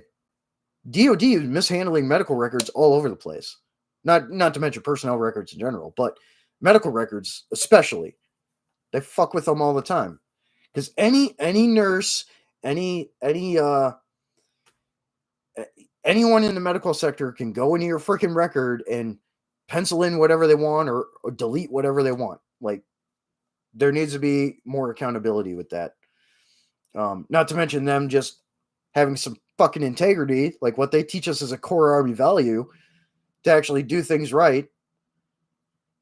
Honor the people that are serving under them as much as the people, you know, honor the branch and honor the country and the Constitution and everything. Like, hey, have some fucking integrity and do things right. You know, fix this shit for people. It's wrong, you know. So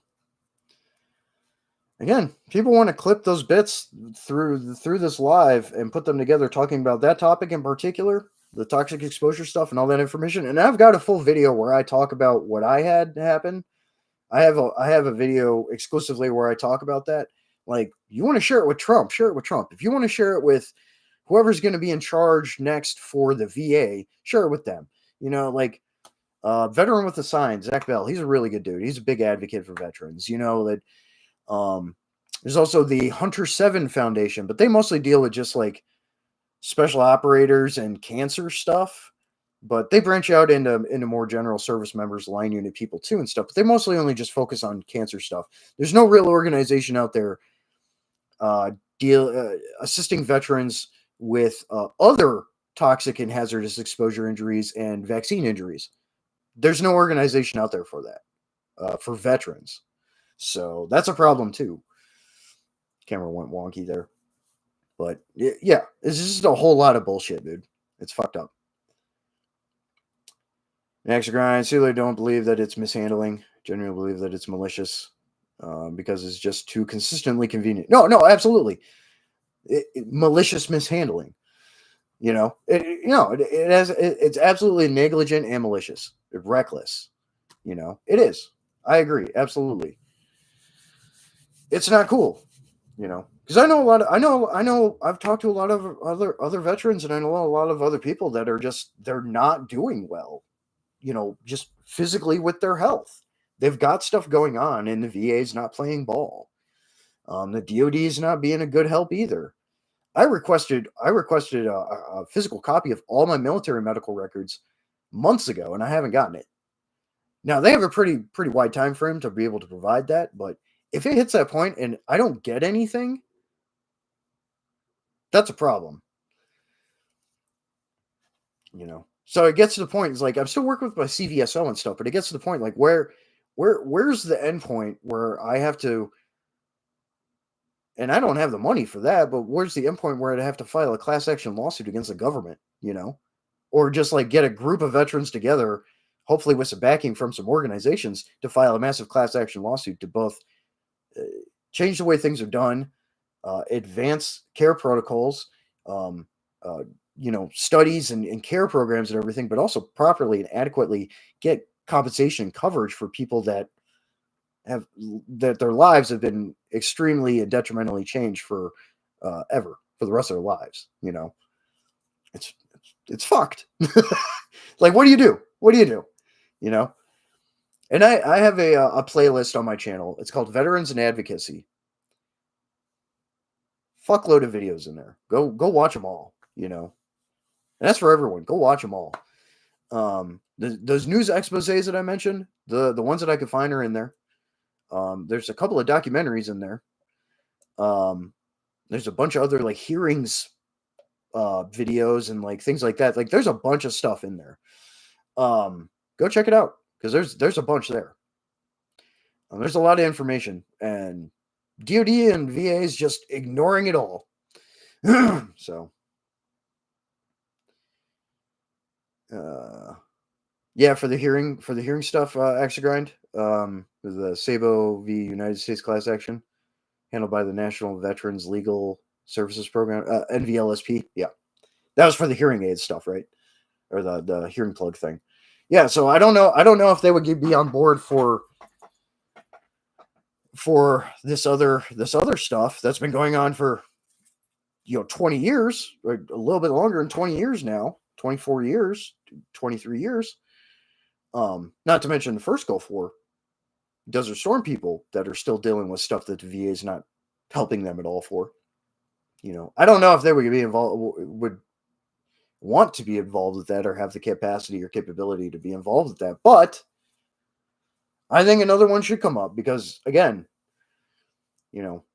dudes that are having consistent physical ailments and issues of various kinds, from their teeth fucking falling out to skin issues to digestive issues to neurological issues, everything,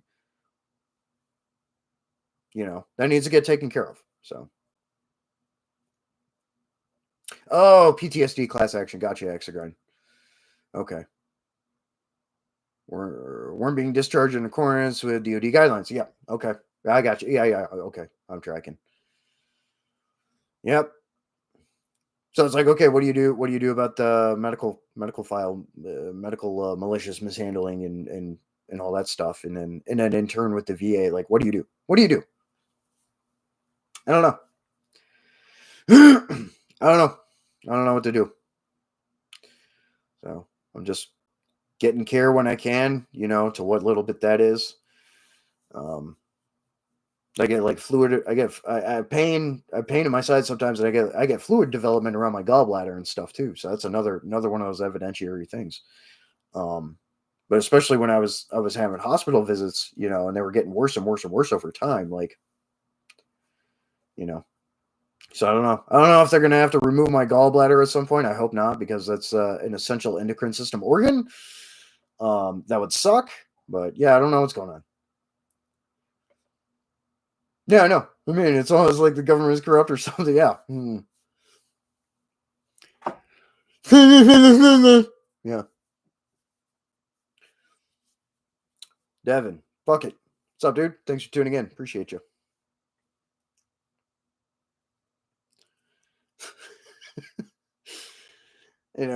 It's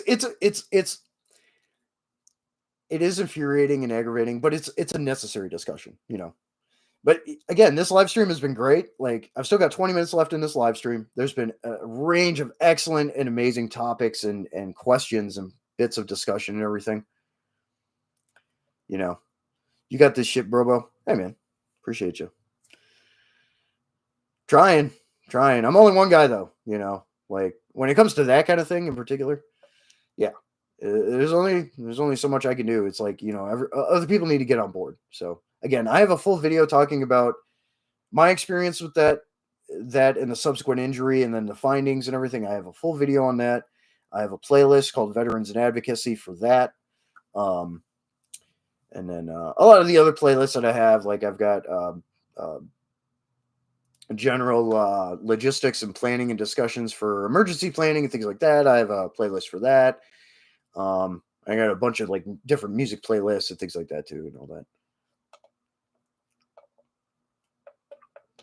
And Hexagon, do you ever do call-ins like through StreamYard? No, I'm using YouTube Studio, which, if you can see, like when you do like emoji things on the sides, like I have, because I'm using YouTube Studio, I have customized the emojis that are like in the immediate selection taskbar.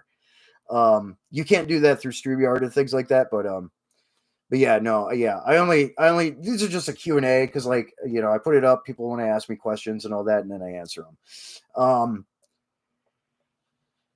I don't really do like podcasts or live streams or anything. I go on other people's podcasts and live streams, which hopefully I can do another one of those soon with some people. But like this kind of thing, like it's just kind of a back and forth. I just answer questions, kind of thing.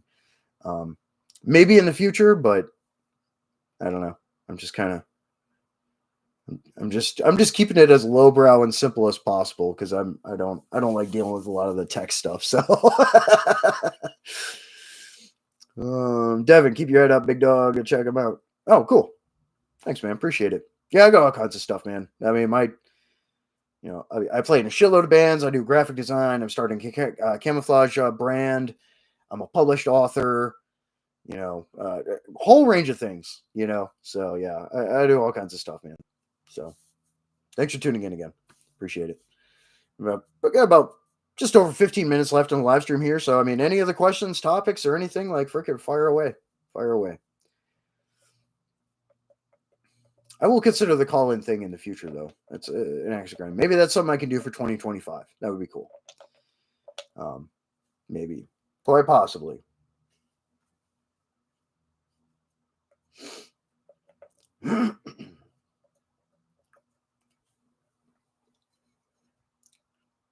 Questions, topics of discussion.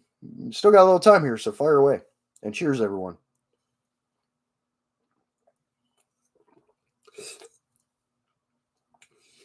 Call-ins would be fun.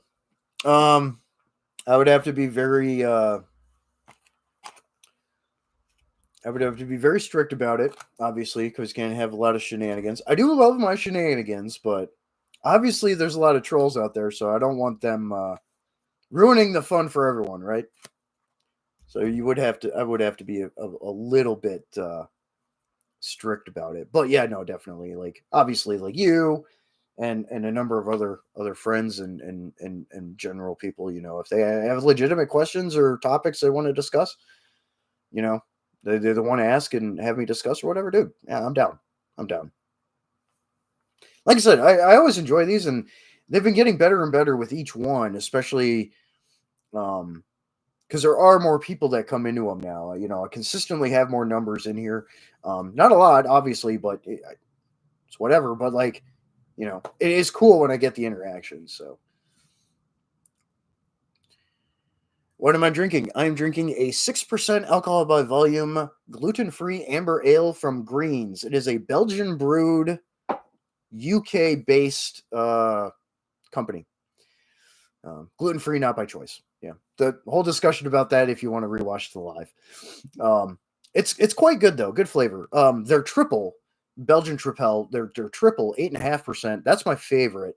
8.5% by volume. That's my favorite, but it's been out of stock everywhere here locally, unfortunately, lately. So, um, settling with that. I'm a bit of a beer snob.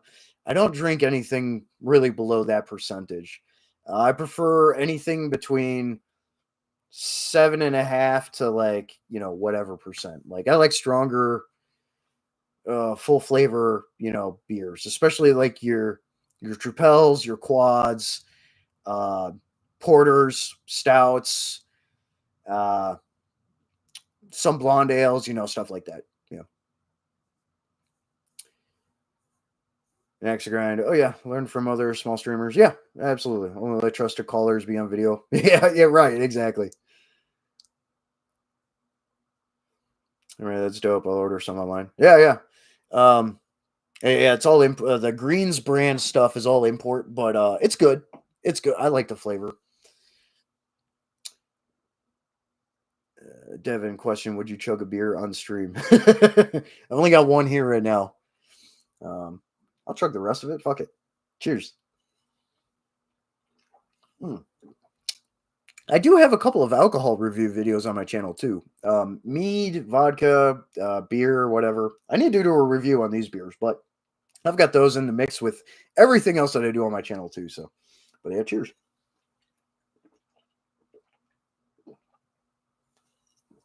Mm. Excellent flavor.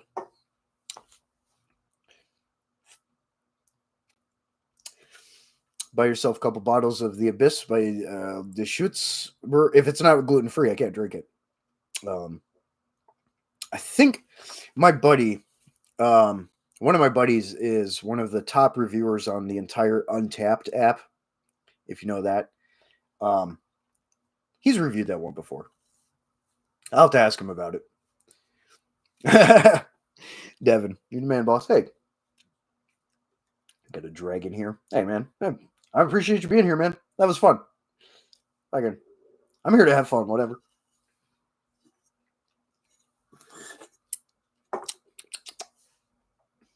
Here to have fun. Answer good questions, be around good people, just shooting the breeze. It's all good. Again, shirt of the day is one of my bands, Teth Nahash, experimental or avant-garde black metal. Finally getting around to release our second release, our first full-length album here soon. It was quite a few years since the last release because the vocalist, the other half of that project is just 2-man project.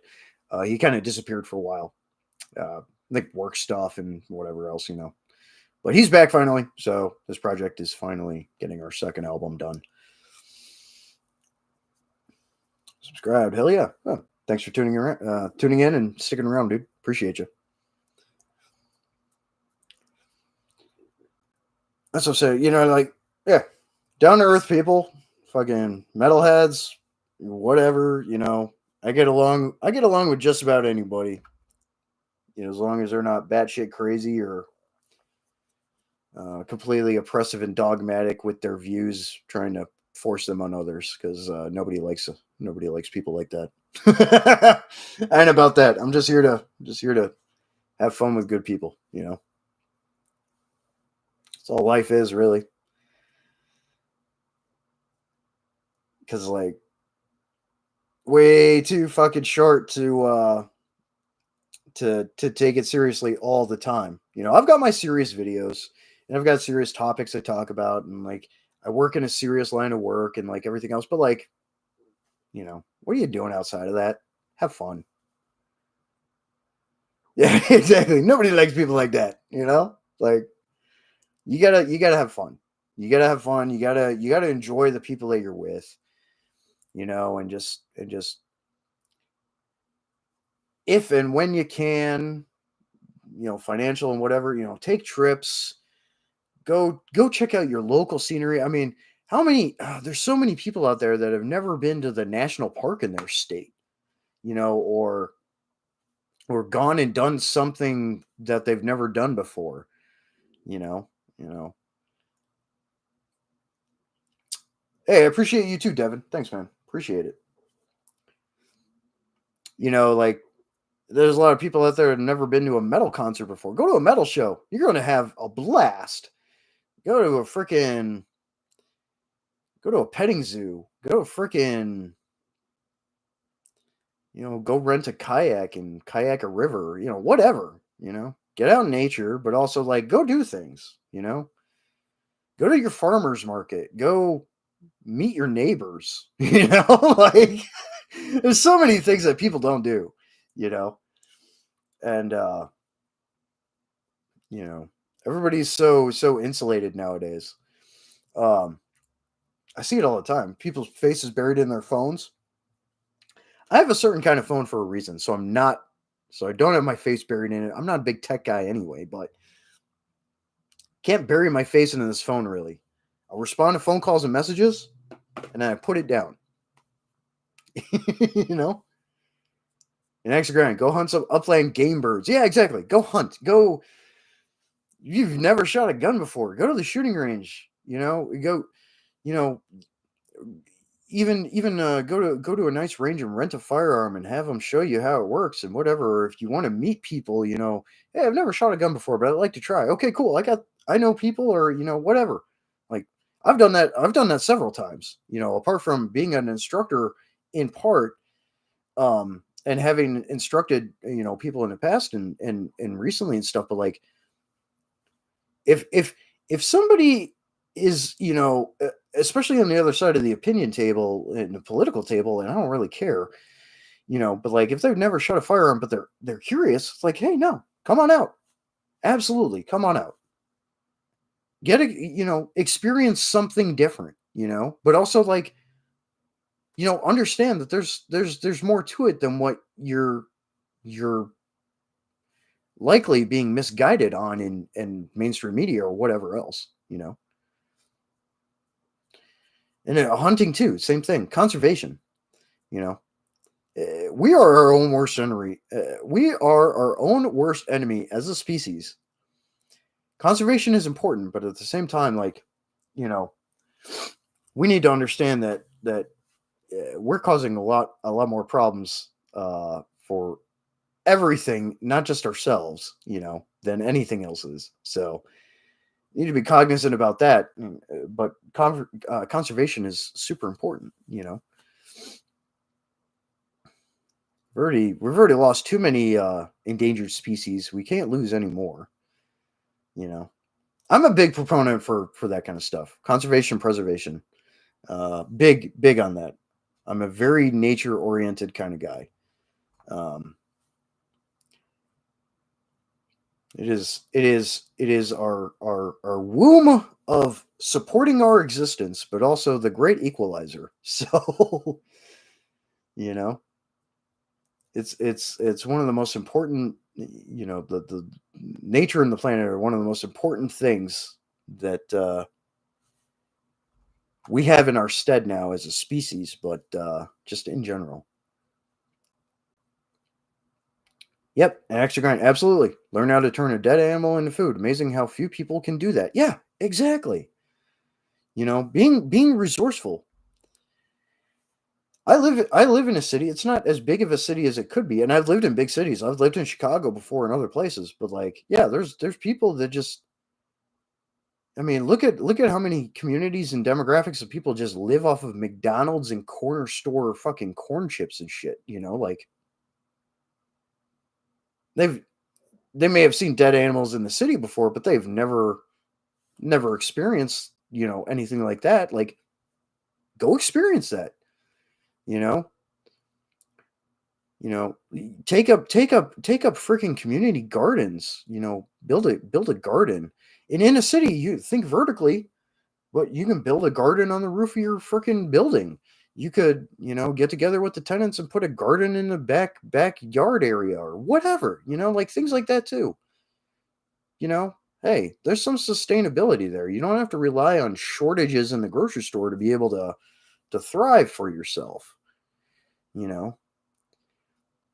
And I talked about that in a recent video I did about just emergency prepping in general for living in an urban apartment. There's all kinds of things, but 100%, dude, absolutely on point.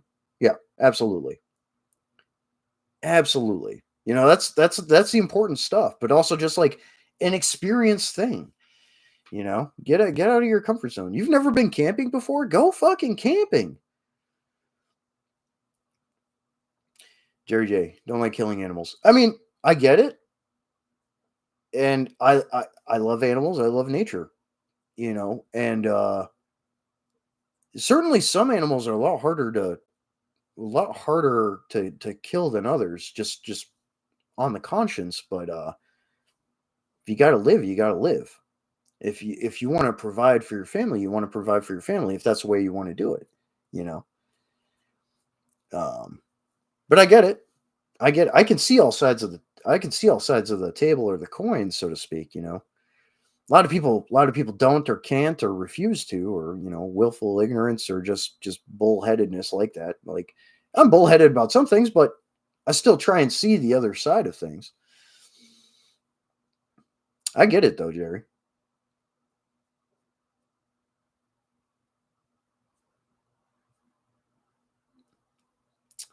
Technical muffin top. Well, I don't like dying. My family eats how I provide. Yeah, exactly. Exactly. You do what you got to do. It's a valuable skill. Jerry J can't shoot back. I get it, bro. I get it. The ultimate game, the ultimate hunt. I get it. But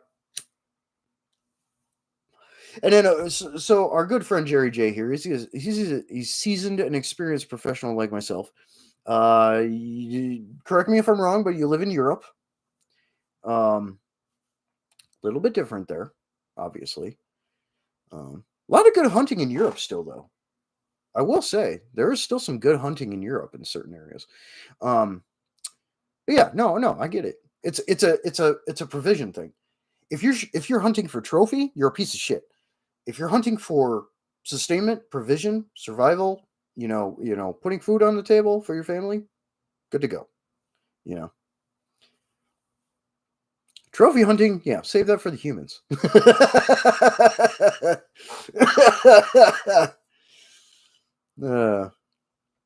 Jerry knows what I'm talking about.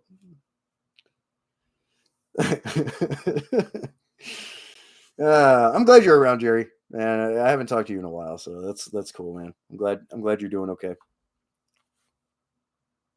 And Technical Muffin Top, thanks for being here. Thanks, Rump Spirit Operations. Thanks all the other peeps, Joe, Twin Arrows, Britt, Wired Shaw, Devin.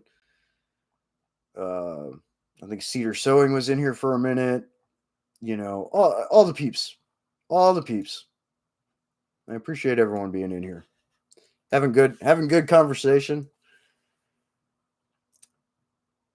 I'm the man. I'm just a dude.